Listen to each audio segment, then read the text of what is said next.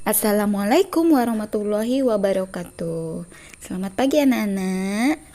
Alhamdulillah hari ini kita bertemu lagi ya di video pembelajaran tema 4, subtema 4, pembelajaran 3, 4, dan 5. Ini adalah video pembelajaran terakhir di semester 1.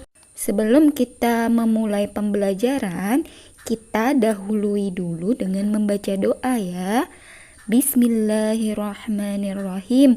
Rabbi zidni ilma warzuqni fahma birahmatika ya arhamar rahimin. Amin ya rabbal alamin. Anak-anak, pernahkah kalian pergi ke pasar? Iya. Pasar adalah tempat umum yang digunakan sebagai tempat bertemunya penjual dan pembeli. Apakah yang dimaksud dengan penjual? Penjual adalah orang yang menjual barang dagangan di pasar. Pembeli adalah orang yang membeli barang dagangan di pasar. Pasar adalah tempat bertemunya antara pembeli dan penjual. Jual beli dalam Islam sangat disunahkan karena dapat menjauhkan diri dari memakan atau memiliki barang yang haram.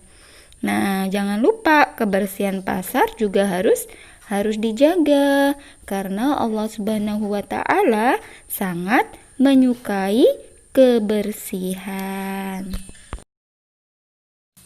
Nah, tempat umum lainnya adalah terminal. Siapa yang pernah ke terminal?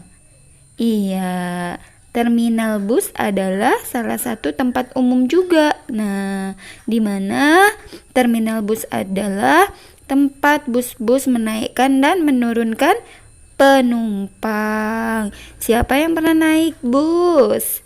Iya. Nah, sekarang coba perhatikan gambar yang Ustazah tampilkan. Nah, di sini ada dua gambar. Ada gambar yang pertama di atas itu, coba kalian perhatikan kondisinya di sekitarnya, dan yang di bawah juga kalian perhatikan. Apa perbedaan dari gambar yang Ustazah tunjukkan itu? Iya, gambar pertama terminalnya terlihat bersih. Kenapa bersih? Karena di sekitar terminal tidak ada sampah ya. Kemudian gambar yang satunya adalah terminal yang terlihat kotor dan tidak bersih. Kenapa? Iya, di situ banyak sampah berserakan dan debu-debu di sekitarnya. Jadi anak-anak, dimanapun kita berada, kita harus menjaga kebersihan. Nah, anak-anak, setelah kita menjaga kebersihan di sekitar tempat umum, jangan lupa kita harus menyimpan atau membuang sampahnya pada tempat sampah yang tepat. Misalnya di situ ada dua tempat sampah. Jadi ada sampah organik dan sampah non-organik. Sampah organik adalah sampah yang bisa membusuk, misalnya dedaunan, ya, sampah buah-buahan yang dia bisa membusuk. Jadi sampah organik ini bisa diolah menjadi pupuk. Nah, kalau sampah non-organik itu adalah sampah yang tidak bisa busuk. Contohnya ada kaleng, ada plastik. Jadi sampah-sampah ini tapi bisa didaur ulang lagi, bisa dijadikan barang yang bermanfaat. Nah, anak-anak, silakan kalian baca buku paket kalian halaman 187 sampai 188. Nah, setelah kalian baca teksnya, sekarang kita pasangkan antara kata dan artinya. Nah, yang pertama adalah pemrosesan kembali bahan yang pernah dipakai, misalnya serat, kertas, dan air untuk mendapatkan produk baru. Itu arti dari daur ulang. Nah, yang kedua, pupuk campuran terdiri dari bahan dan kotoran hewan. Disebut apa? Kompos.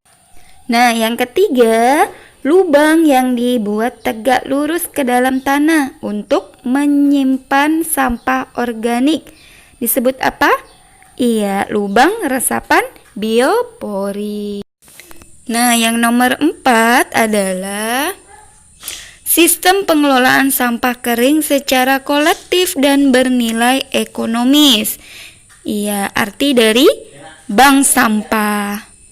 Nah, yang terakhir adalah barang atau benda yang dibuang karena tidak terpakai lagi dan sebagainya yang berkaitan dengan zat yang berasal dari makhluk hidup. Nah, yang terakhir ini berarti makna dari sampah organik. Baik anak-anak, sampai di sini dulu pembelajaran kita hari ini. Ustazah akhiri. Wassalamualaikum warahmatullahi wabarakatuh.